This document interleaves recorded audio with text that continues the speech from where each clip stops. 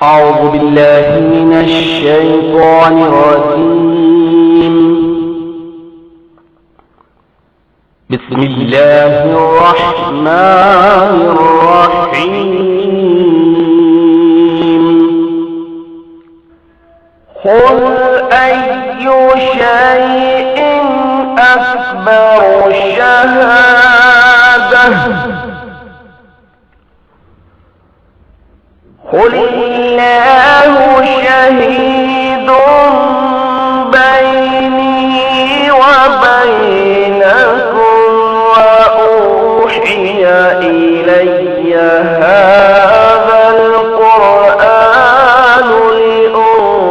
لأنذركم به ومن بلغ أئنكم لتشهدون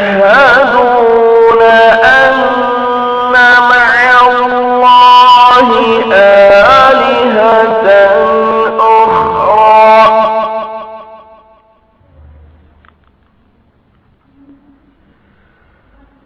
قل لا أشهد قل إنما هو إله واحد وإنني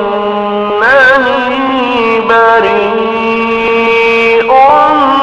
مما تشركون.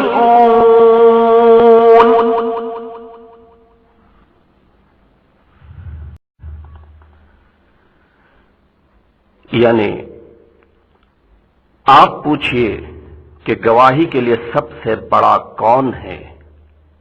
کہہ دو اللہ، اور وہی میرے اور تمہارے درمیان گواہ ہے، اور یہ قرآن مجھ پر اتارا گیا ہے تاکہ اس کے ذریعے تمہیں میں ڈراؤں، اور وہ بھی جو اللہ کا خلیفہ مبین کلام اللہ آئے گا ڈرائے، جو میرے مقام کو پہنچا ہوا ہوگا۔ کیا تم اس کے گواہ بنتے ہو کہ خدا کے ساتھ کچھ اور معبود بھی ہیں؟ کہہ دو میں ایسی گواہی نہیں دوں گا۔ کہہ دو بس وہ تو ایک ہی معبود ہے، اور میں ان سے بری ہوں جنہیں تم شریک ٹھہراتے ہو۔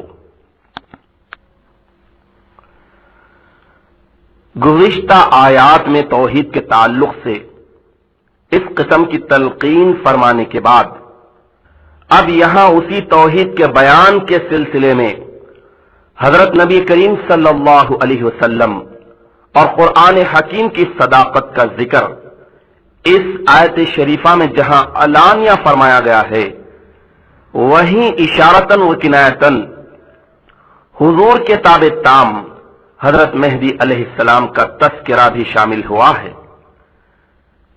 یعنی جس طرح حضور صلی اللہ علیہ وسلم مخلوق کو شرک اور کفر سے روکنے والے اور توحید کی دعوت دینے والے ہیں، بالکل اسی طرح حضور صلی اللہ علیہ وسلم کی وعدہ کردہ اور بشارت دادا آپ صلی اللہ علیہ وسلم کے نقش قدم پر چلنے والا اور ہر خطا سے عصمت دیا ہوا تابع تام مہدی موعود علیہ السلام بھی ہے، جو مخلوق کو شرک اور کفر سے روکتے ہوئے توحید کی طرف بلانے والا ہے، اور وہ ان صفات کاملہ کی وجہ سے اس مقام کو پہنچا ہوا ہے جن کا ایک داعی برحق اور اللہ کے خلیفے میں موجود ہونا ضروری ہوتا ہے۔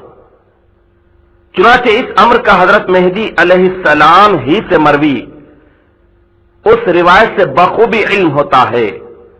آپ علیہ السلام نے ارشاد فرمایا کہ اس آیت کے تحت اللہ تبارک و تعالیٰ نے مجھے حکم فرمایا ہے کہ یہ من خاص ہے اور اس سے مراد فقط تیری ذات ہے۔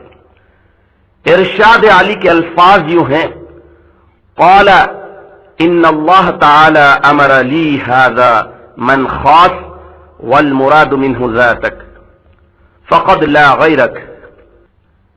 یعنی مہدی علیہ السلام نے ارشاد فرمایا، اللہ تعالیٰ نے مجھے حکم کیا ہے کہ اس آیت کا من خاص ہے اور اس سے صرف تیری ذات مراد ہے، تیرے سوا کوئی نہیں۔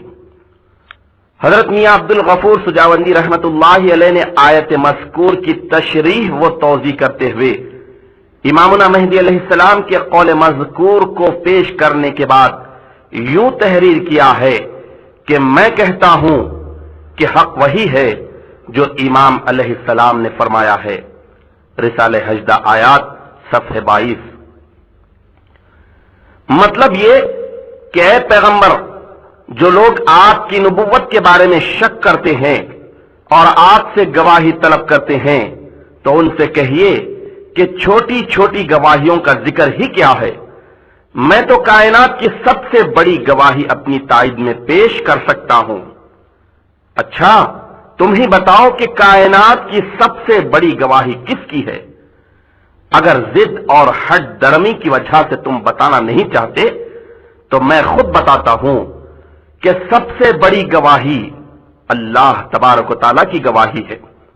اسی نے ساری کائنات کو پیدا کیا ہے، وہ ذرے ذرے کی بات کا نگران کار اور اس کے حال سے واقف ہے۔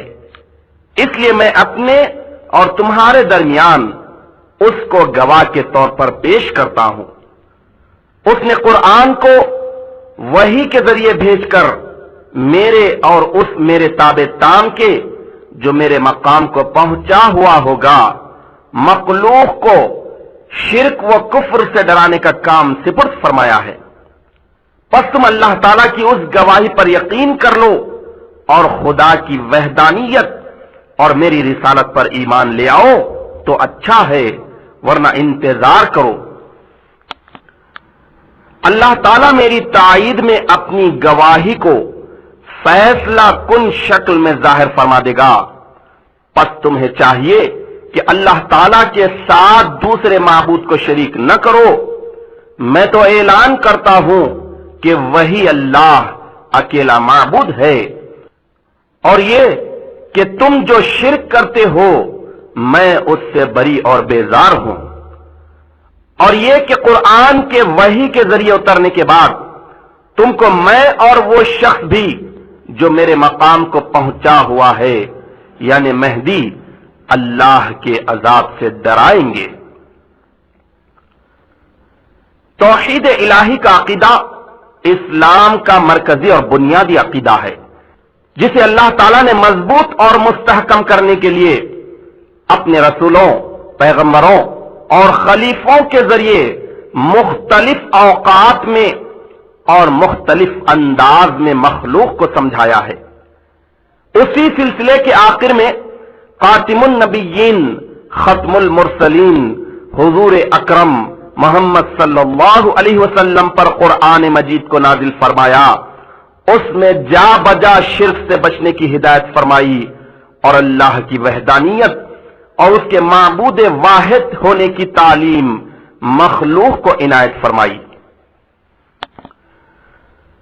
قرآنی ارشادات کے بموجب رسول اکرم صلی اللہ علیہ وسلم نے فرمایا کہ اے لوگو، میرے دین کے بارے میں تم کو کچھ غلط فہمی نہیں ہونی چاہیے، کیونکہ میرے دین کی بنیاد توحید پر ہے۔ میرا واضح اور صاف اعلان یہ ہے کہ میں ان بتوں کی پرستش ہرگز نہیں کرتا جن کو تم لوگ پوجتے ہو۔ میں تو اس اللہ تعالیٰ کی عبادت کرتا ہوں جو سب کا پیدا کرنے والا ہے اور جس کے قبضے قدرت میں انسانوں کی موت اور حیات ہے، اور ساری کائنات کی بقا اور فنا اسی کی مشیت اور مرضی کے تابع ہے۔ وہی تو ہے جو سب کو روزی دیتا ہے اور سب کی پرورش کرتا ہے۔ میں اسی پر ایمان لاتا ہوں اور کائنات کی سب چیزوں یعنی تمام غیر اللہ سے منہ پھیر کر اسی خدائے واحد کی طرف رخ کرتا ہوں۔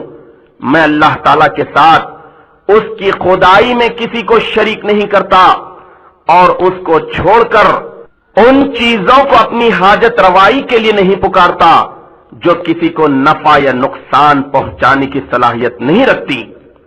میں اللہ سے ڈرتا ہوں اور یقین رکھتا ہوں کہ معاذ اللہ اگر میں شرک کروں تو تمہاری طرح سے میں بھی ظالم اور نا انصافی کرنے والا ہو جاؤں گا۔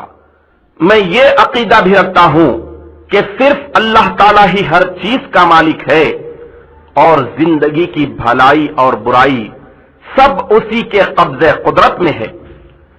اگر وہ کسی کو اپنے فضل سے نوازے تو کوئی اس کو روک نہیں سکتا۔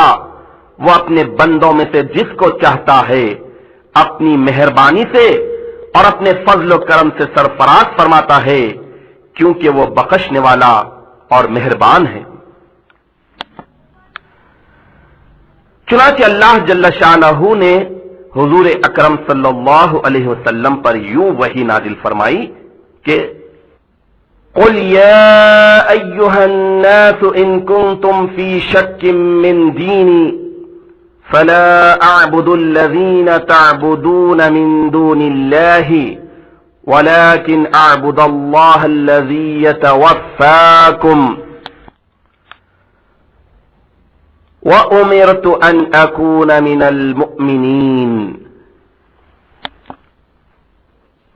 سورہ یونس آیت نمبر 104۔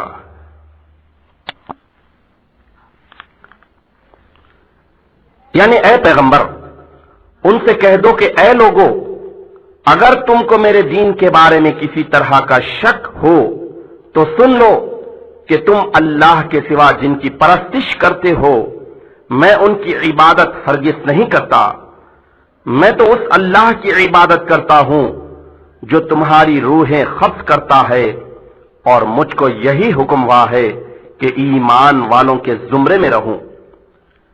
پھر ارشاد فرماتا ہے وَأَنْ أَقِمْ وَجْهَكَ لِلدِّينِ حَنِيفًا وَلَا تَكُونَنَّ مِنَ الْمُشْرِكِينَ۔ سورہ یونس آیت نمبر 105۔ یعنی اے پیغمبر ہر طرف سے اپنا رخ ہٹا لے کر اللہ کے دین کی طرف پھیر لو اور مشرکین کے زمرے میں تم ہرگز شامل مت ہو۔